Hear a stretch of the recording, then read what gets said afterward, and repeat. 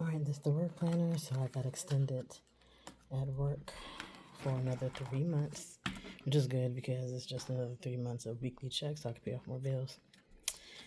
But this thing of August, so I can't remember what days I'm off because I know I take the Thursdays off for my injections, but I have my yellow on my days off, stars on my paydays. The black ones when I put them when I go on Monday are gonna be when the manager's off, and the blue is when my coworker's off. So that way I know what's going on, who's here, whatever. And then of course this I do my my weekly. So I got priorities. I'm a blood banker, so it's a lot of stuff we have going on. Important notes I need to take, looking ahead for what we have going on. Then just regular notes, which I normally do for inbox. And then of course here I'll write down how many hearts we have. We keep a track of any heart surgeries we have. We check them the day before and make sure that everything is going good. And then we call surgery in the morning just to make sure, like, hey, how many hearts do we have? I think the most we have was like 3, and that's serious. So we have 3 hearts, and sometimes we have like 4 to 5 TAVRs, which is it's not as invasive, but it's still a lot. So I normally write down how many hearts, how many TAVRs.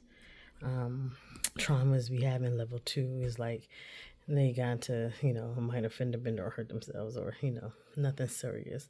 Level 1 is they may or may not need blood. They a little bit more serious. And the trauma X is, oh shit, they about to die.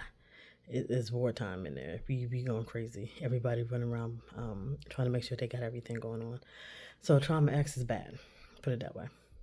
Then I always record how many cold hearts we get in, how many cold strokes, any antibodies that need to be done, stuff I need to do. Like Fridays, I do all the archiving on our analyzer, so we have that.